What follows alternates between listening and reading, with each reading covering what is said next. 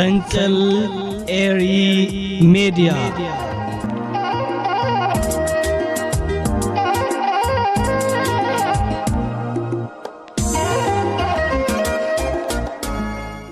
ሰላም ተኸታተልቲ መደባት ፈንቅል ኤሪ ሚዲያ ከመይ ተሓድሩ ንሎም ሶኒ ሓደ ተሓሳስ ዝበልኩ ብቀዳማይ ትሕዝቶ መደባት ቀሪበለኹ ንመከታልኩም ብኽብሪ ይዕድም ሰናይ መከታል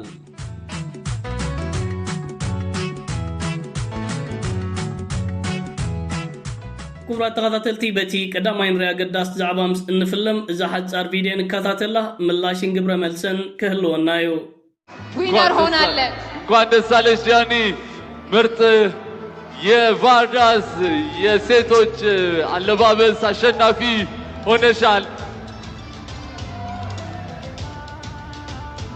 የጃኒ ቀሚስ በነገራችን ላይ ከፊት ለፊቱ አባይ ከጀርባ ቀይ ባህርን ለማስታወስ የተሰራ ነው እጅግ በጣም እናመሰግናለን እንደዚህ አይነት አለባበስ ስላሳየሽን እንዲሁም ደግሞ እንኳን ደስ ያለሽ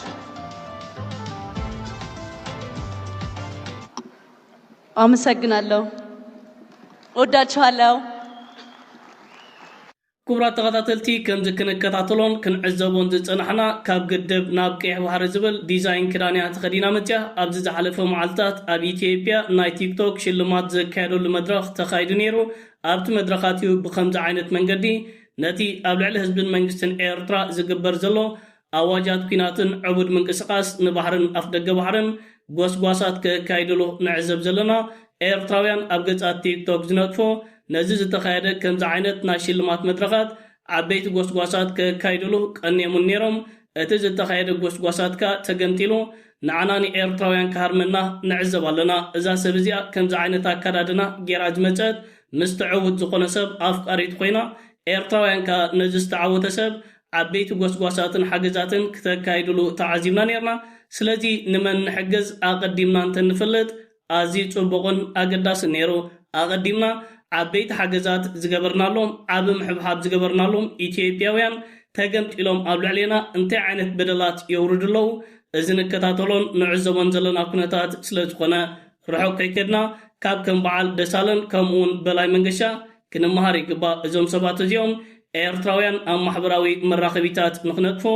ዓበይቲ ሓገዛት ክሳብ ፊናንሳዊ ሓገዛት ተዋሂቦም ሕጂ ተገንጢሎም ወጊሑ ክሳብ ዝዓርብ ኣብ ልዕሊ ህዝብን መንግስትን ኤርትራ ተንኮላትን ፕሮፓጋንዳን ክምህዙን ክነዝሑን ዝውዕሉ ዘለዉ ሰባት እዮም ስለዚ ወገን ኢትዮጵያ ዝግበር ከምዚ ዓይነት ዝተፈላለዩ መድረኻት ኤርትራውያን ኢድናን እግርናን ኣጣሚርና እንተተኸታተልናዮ ኣዝዩ ዝበለፀ ይኸውን ምክንያቱ ኣብ ዝተፈላለዩ እዋናት ንገብሩ ሓገዛት ተገንጢሉ ንዓና ግዳይ ክገብረና ንከታተልን ንዕዘብን ስለ ዘለና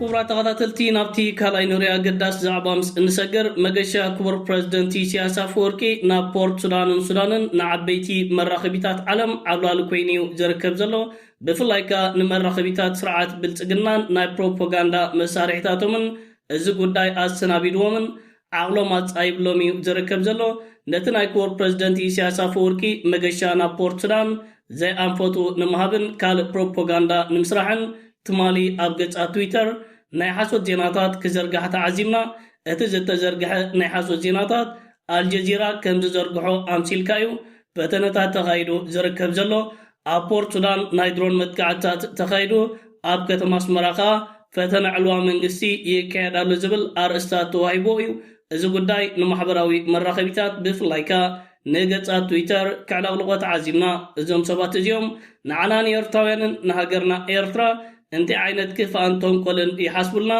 كابز قداي كتفلتن كتردان أي تتسجمن أبورت سودان نايدرون متقعتا تخيريو أبلعلي البرهانن كور بريزيدنتي سياسة فوركن مويتم كخونو يخليم زبل تنتانتات بمغرب تمليسمكا أبكت مسمرا فتن علوان منقسي يكيرالو بموبال بخمز عينت منقدي حبريتاتات كزرقحو تعزيمنا نايزوم سبات اليوم تنقول كفان موداتا زبهالي بلون ኣብ 21 ክፍለ ዘመን ግን እቲ ዝግበር ሓሶትን ጸለመን ብቴክኖሎጂ ተሓጊዝካ ክትፈልጦ ዘሸግር ኣይኮነን ከምዚ ትከታተልዎን ትዕዘብዎን ዘለኹም እቲ ተዘርጊሑ ዝርከብ ዘሎ ሓበሬታ ናይ ሓሶትን ዝተሰናዕ ኣሳልን ከምኡውን ኣብቲ ተኻይዱ ዝርከብ ዘሎ ሓበሬታታት እቲ ተጻሒፉ ዝርከብ ዘሎ ጽሑፋት ብዙሕ ጌጋታት ናይ እንግሊሽ ቃላት ከም ዘለዎ እዩ ተሓቢሩ ዝርከብ ዘሎ ናይ ስርዓት ብልጽግና መራኸቢታትን ናይ ፕሮፓጋንዳ መሳርሒታትን ዋላ ነቲ ጽሕፍዎን ዝስንዕዎን ሓሶታት ብደቂቕ ዝከታተሉ ኣይኮኖን ንሱ ስለ ዝኾነ እዩ ኩሉ ግዜ ዘምጽኡ ሓሶታትን ዝሰርሕዎ ፕሮፓጋንዳን ሰዓታት ከይጸንሐ ክቃላዕ ዝኽእል እዛ ፖርት ሱዳንን ኣስመራን ኣተሓሒዝካ አልጀዚራ ዘርጊሕዎ ዝተብሃለ ሓበሬታ ኸ ሰዓታት ከይከደትያ ኣሰራታ ክጠፍእ ኪኢላ ትርከብ ዘላ ንህዝብን መንግስትን ኤርትራ ብስነ ኣእምራዊ ኩናት ንምርባሽ ብልጽግና ዘካየዶ ኩሉ ፈተነታት ክዕወተሉ ኣይከኣለን ሕጂ ኸ ናይ ቀቢፀ ተስፋ እቶም 30,000 ኣብ ማሕበራዊ መራኸቢታት ዝነጥፎ ሙሉእ ብምሉእ ምስ ተሰዓሩን ምስ ጠፍኡን ተወሰኽቲ ልዕሊ 200,000 ኣብ ማሕበራዊ መራኸቢታት ኣንጻር ህዝብን መንግስትን ኤርትራ ጎስጓሳት ዘካየዱ ሰባት ኣዋፊሮ ድሮ ስራሕ ጀሚሮም ብከምዚ ዓይነት መንገዲ ዓበይቲ ሓሶታት ክሕስቡ ንሪኦም ኣለና እቲ ዘምጽኦ ዘለዉ ከምዚ ዓይነት ዜናታትን ሓሶታትን ግን ኣውዒሉ ዘሕድር ኣይኮነን ኣብ ውሽጢ ውሕዳት ሰዓታት እዩ ክቃላዕ ክኢሎ ክቡር ፕረዚደንት ኢሳያስ ኣፈወርቂ ናብ ሱዳንን ፖርት ሱዳንን ዘካየዶ ናይ ስራሕ ምብጻሕ ንማሕበረሰብ ዓለም መስሕብ ኮይኑ እዩ ዝርከብ ዘሎ ክቡር ፕረዚደንት ናብ ሱዳን ዘካየዶ ናይ ስራሕ ምብጻሕ ተራ ምብጻሕ ዝሕሰብ ኣይኮነን ንህዝቢ ሱዳን ስትራቴጂካውን ኣገዳስን ዲፕሎማስያዊ ዓወታት ክኸውን እንከሎ ህዝብን መንግስትን ኤርትራ ኣብ ምርግጋእ ሱዳን ዝወስድዎ ዘለዉ ወሳኒ ግደን ተራን ንህዝብታት ዓለም ዓበይቲ ምስክርነት ኮይኑ ይርከብ ክቡር ፕረዚደንት ሱዳን ዘካየዶ ናይ ስራሕ ምብጻሕ ዓበይቲ መራኸቢታት ዓለም ክሳብ ኣብዚ ሕጂ ሰዓት ዓብዪ ሸፈነ እናሃወየን ዝርከባ ዘለዋ እዚ ስለ ዝኾነ እዩ ስርዓት ብልጽግና ዓቕሉ ጻይቡ ብኸምዚ ዓይነት መንገዲ ሓሶታት ክዘርግሕ ንዕዘብ ዘለና እዚ ከምዚ ዓይነት ሓሶታት ብቐጥታ ካብ 4 ኪሎን ስርዓት ብልጽግናን ንኮራኩሩን ኣኽላባቱን ተሰኒዕ ዝተዋህቦ ሓበሬታ ምዃኑ ምስ ፈለጥካ ኸ ኣዝኻ ትገረምን ፍሽኽ ትብለን ንህዝብን መንግስትን ኤርትራ ብኸምዚ ዓይነት ሓሶታት ፈቲንካ ፈታቲንካ ኣብ ልዕሊኦም ጽልዋ ክትፈጠር ዝከኣል ኣይኮነን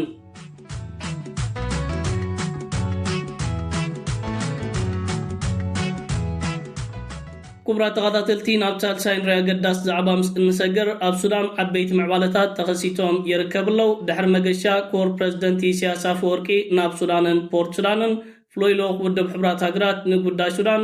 ናብ ፖርት ሱዳን ብምቕናዕ ምስ ፕረዚደንት ዓብዱልፋታሕ አልቡርሃንን ካልኦት ሰበስልጣን ናይቲ ሃገርን ኣገደስቲ ርክባት ኣካይዱ ይርከበሎ ፍሎይሎ ውድብ ሕቡራት ሃገራት ናብ ጉዳይ ሱዳን ንሱዳን ዝተመሓየሸ እማም ሰላም ምስ መሻርክትን ወረባብትን ሃገራት ምዃን ክቐርብ ምዃኑ ኣብ ሱዳን ተኸሲቱ ዝርከብ ዘሎ ኩናትን ዕግርግርን ኣብ ሓደ መዓልቦ ንምብጻሕ ቆሪጹ ተበጊሱ ይርከብ ምህላው እዩ ሓበሬታ ሂቡ ዝርከብ ዘሎ ክቡር ፕረዚደንት ኢሳያስ ኣፈወርቂ ናብ ሱዳን ዘካየዶ ናይ ስራሕ ምብጻሕ ድሕረቲ ወራሲ ዓራት ስዑድ ዓረብ ናብ ኣሜሪካ ዘካየዶ ናይ ስራሕ ምብጻሕን ፕረዚደንት ኣሜሪካ ዶናልድ ትራምፕ ጉዳይ ሱዳን ንምፍታሕ ኣገዳሲ ኣቓልቦ ክህብ ምዃኑ ድሕሪ ምሕባር እዩ እዚ ምዕባለታት ተኸሲቱ ዝርከብ ዘሎ ፍሎይሎ ውድብ ሕቡራት ሃገራትካ ፕረዚደንት ኢሳያስ ኣፈወርቂ ጌና ኣብ ፖርት ሱዳን እናሃለወ ናብ ሱዳን ኣቕኒዑ ምስ ፕረዚደንት ዓብዱልፋታሕ አልቡርሃንን ካልኦት ሰበስልጣን ናይቲ ሃገርን ከምዚ ዓይነት ኣገዳስን ወሳንን ርክባት ኣካይዱ ዝርከብ ዘሎ እዚ ፍሎይሎ ውድብ ሕቡራት ሃገራት ናብ ጉዳይ ሱዳን ኣቐድም ኣቢሉ ናብ ከተማ ኣስመራ 2 ግዜ ብምኻድ ምስ ክቡር ፕረዚደንት ኢሳያስ ኣፈወርቅን ሚኒስትሪ ጉዳያት ወፃኢ ኤርትራ ኣቶ ዑስማን ሳልሕን ወሳነ ርክባት ኣካይዱ ምንባሩ ዝዝከር እዩ እዚ ሕጂ ኤርትራና ኣብ ምርግጋእ ሱዳን ትፃወቶ ዘላ ግደን ተራን ክሳብ ክንደይ ኣገዳሲ ምዃኑ ካብዚ ጉዳይ ክትርዳእ ኣይትጽገምን ኤርትራ ኣብ ዞባ ቀርኒ ኣፍሪካን ማያት ቀይሕ ባሕርን ወሳኒትን ኣገዳሲትን ሃገር ምዃን ንነብሳ ተረጋጊያ ንካልኦት ሃገራት ክተረጋግእ ወሳኒ መስርሕና ካየደት ትርከባላ እዚ ኸኣ መፍትሕ ዞባ ቀርኒ ኣፍሪካን ማያት ቀይሕ ባሕርን ኣብ ኢድ ሻዕብያን መንግስትን ህዝብን ኤርትራ ከም ዘሎ ዓበይቲ ኣብነታትን ምስክርነትን እዩ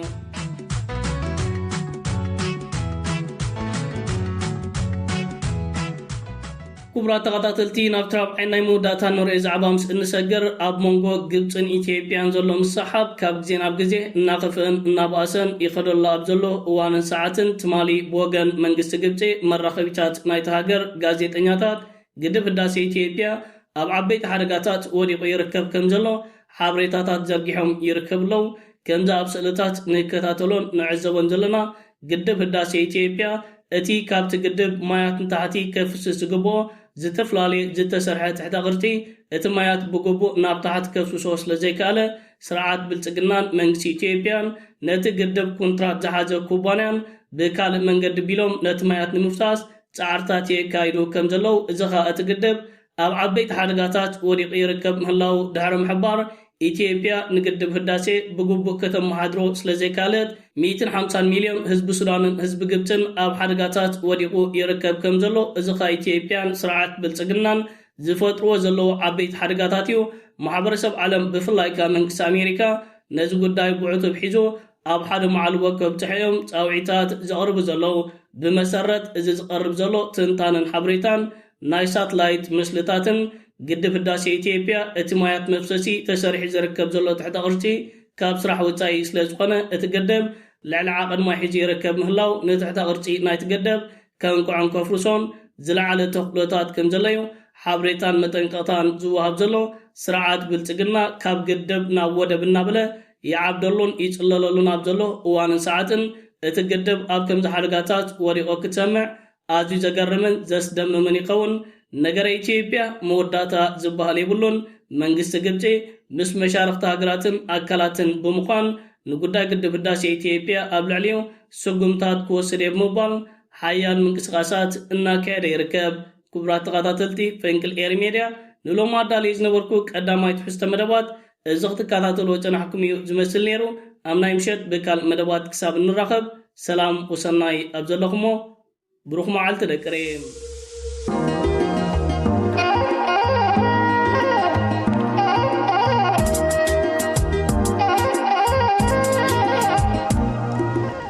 ፈንቅል ኤሪ ሚድያ